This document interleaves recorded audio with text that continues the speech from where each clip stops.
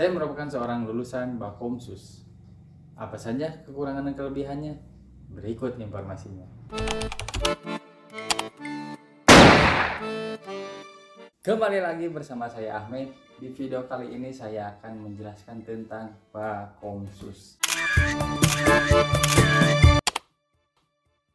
Dan ya, saya adalah lulusan Bakomsus dalam bidang olahraga. Apa itu Bakomsus? Bakomsus adalah singkatan dari Bintara Kompetensi Khusus, yang dimana peserta calon-calon polisi tersebut yang dianggap memiliki kemampuan dan keterampilan sesuai bidangnya masing-masing. Sebagai contoh ada Bakomsus TI, Laboratorium Forensik, Polisi Perairan, Tenaga Kesehatan, Olahraga, Musik, Agama, Tata Boga, Penyidik Pembantu, Logistik, dan lain-lain. Dan untuk jalur Bakomsus ini itu bisa dari lulusan SMK, D2, D3, bahkan S1 sesuai dengan jurusan pada penerimaan Polri. Untuk setiap tahun biasanya berbeda-beda ya, tergantung keputusan atau permintaan dari pimpinan. Termasuk saya nih, Bakomsus olahraga itu terakhir angkatan saya nih, setelah sampai sekarang ini belum ada lagi. Jadi ya itu tergantung kebutuhan wilayah masing-masing. Dan yang udah pasti setiap tahun bakal ada itu adalah Bakomsus TI dan perawat. Itu pasti tiap tahun ada. Dan juga biasanya polair juga, tapi polair tergantung polda-polda. Misalnya polda yang dekat laut tuh biasanya pasti selalu ada. Itu kalau misalkan polda-polda yang kota-kota itu jarang. Dan untuk pendidikan itu disamakan, dibarengkan saja semua gitu. Tidak ada ketika pendidikan pelajarannya beda, pelakuannya beda, enggak, semuanya sama, disamakan. Hanya saja yang membedakannya adalah satu, ketika sudah lulus dilantik, rekan-rekan yang Bakomsus itu sudah ditentukan penempatannya akan bagian apa gitu. Sudah jelas itu jadi penempatannya. Seperti saya nih bagian olahraga, karena saya lulusan S1 dari jurusan pendidikan olahraga. Nah, jadi saya diarahkannya ke Lemdiklat. Termasuk rekan-rekan saya juga yang lain, yang pendidikan juga deh, semuanya diarahkan ke Lemdiklat. Dan untuk rekan-rekan yang Bakomsus Polair itu sudah pasti penempatannya di Polair. Apalagi Bakomsus TI, nah itu TI biasanya diarahkan kepada bagian IT di Polda, di Polres, ataupun di Polsek, ataupun juga bisa diarahkan ke Cyber Police. Oke, dan berikut adalah pelaksanaan tes pada Bakomsus. Pada umumnya tes Bakomsus itu disamakan saja, semuanya dari aritmin sampai ke supervisi dan pantohir, semuanya sama. Namun ada satu tes yang membedakan dengan PTU dan lain-lainnya, yaitu Bakomsus memiliki tes khusus satu, yaitu TKK, tes kompetensi keahlian, yang meliputi pengetahuan, keterampilan, dan perilaku. Itu yang membedakan. Misalkan rekan-rekan jurusan IT komputer, nah nanti rekan-rekan akan dites nih apakah kemampuan komputernya benar atau hanya sekedar dapat ijazah SMK doang gitu. Ini nanti dites, misalkan bikin coding atau bikin website atau bikin ngetik, nah itu nanti semua dites. Dan ada juga ketika tes akademiknya ada soal yang berbeda dengan yang PTU, yaitu ada soal-soalnya itu tergantung dengan jurusan masing-masing. Ini adalah kelebihan dan kekurangan dari Bakomsus. Kelebihan yang pertama adalah ketika tes jasmani, rekan-rekan itu tidak ada batas nilai lulus. Jadi rekan-rekan yang penting ikut nih melaksanakan dari lari sampai terakhir renang. Nah itu tidak ada batas kelulusannya. Kalau misalkan yang umum itu ada batas lulusnya kalau misalkan 40 ya atau 46. Kalau misalkan Bakomsus misalkan nilainya di bawah 40 tetap lulus, karena kuotanya itu berpisah, karena Bakomsus, PTU. Jadi dipisahkan, mereka itu tidak sama-sama bersaing, jadi punya kuotanya masing-masing begitu. Itu kelebihannya adalah Bakomsus itu mempunyai kuota masing-masing, tidak dibarengkan dengan PTU. Kalau PTU kan itu sekian ribu, Bakomsus juga ada kuotanya, tergantung permintaan setiap tahun bagaimana. Nah tergantung, dan sesuai yang tadi saya sudah jelaskan, kuotanya itu terpisah, dan keuntungannya itu kuotanya banyak, yang biasanya yang daftar itu sedikit. Nah itu dia, seperti contohnya saya, angkatan saya ketika dulu saya daftar itu kalau nggak salah itu cuma ada 16 orang satu polda, dan yang masuk itu ada 7 orang.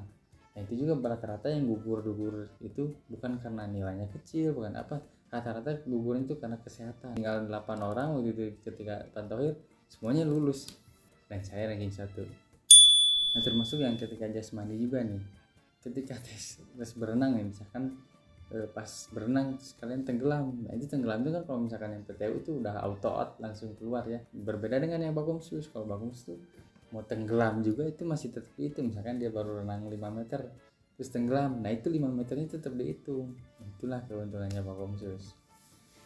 Kemudian dari Bakomsus juga ada toleransi dari tinggi badan. Tinggi badan itu bisa ditoleransi, misalkan ya untuk batas minimal laki-laki itu kan 165.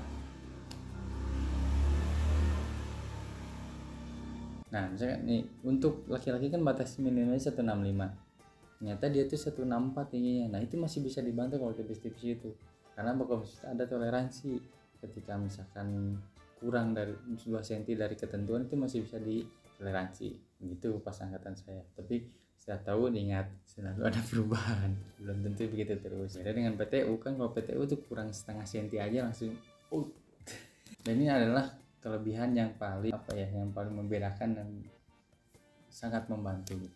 Kelebihannya adalah apabila rekan-rekan daftarnya dari S1 itu akan mendapatkan pemotongan masa jabatan. Misalkan kita dinas tuh untuk naik pangkat itu perlu 5 tahun.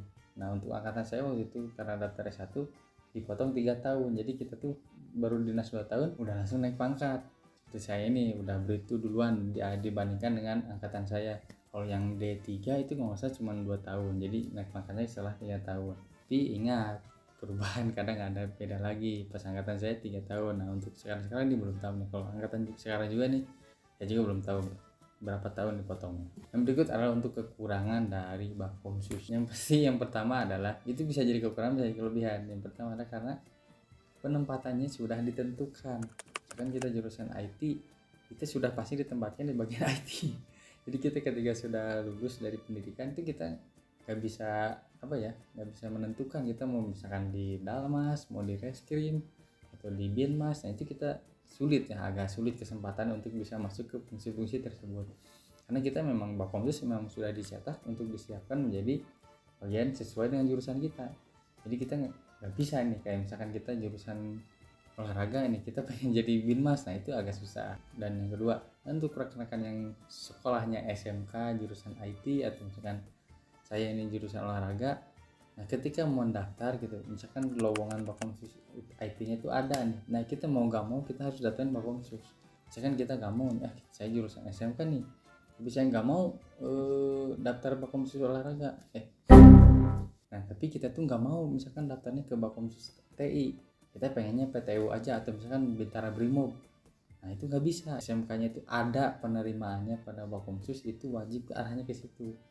Jadi kita nggak bisa, meskipun kita sudah bilang ke panitia saya pengen daftarnya PTU, nggak bisa karena itu sudah administratifnya seperti itu.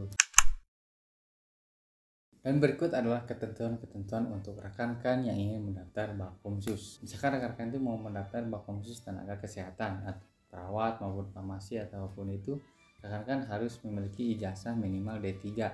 IPK paling kecilnya itu adalah 2,50 dengan prodi yang harus terakreditasi. Dan ketentuan ini adalah Bakomsusnya itu harus mempunyai ijazah sesuai dengan Bakomsus yang rekan-rekan incar. Jadi tidak bisa Bakomsus itu berdasarkan hobi. Soalnya ada waktu saya dulu daftar, ada yang dia tuh hobi olahraga, dia daftar Bakomsus olahraga. Kalau diketahui sama panitia kan itu nggak bisa. Jadi bukan kalau ukurnya kita senang olahraga nih terus kita daftar Bakomsus olahraga, nah itu nggak bisa. Jadi rekan-rekan itu harus punya administrasi ijazah sesuai dengan Bakomsus yang kita daftar. Ini akan saya tampilkan daftarnya, baca aja lah, saya malas ngomong terlalu banyak soalnya. Dan ini ada daftar-daftar Bakomsus dan ketentuan jurusannya.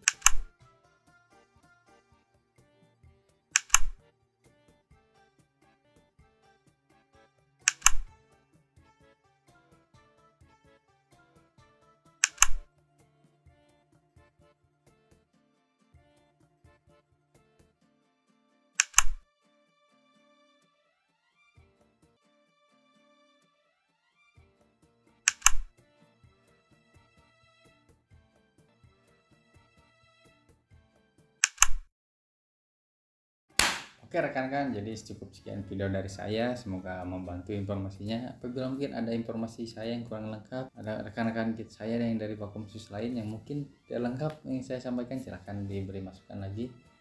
Sekian dari saya, sampai jumpa.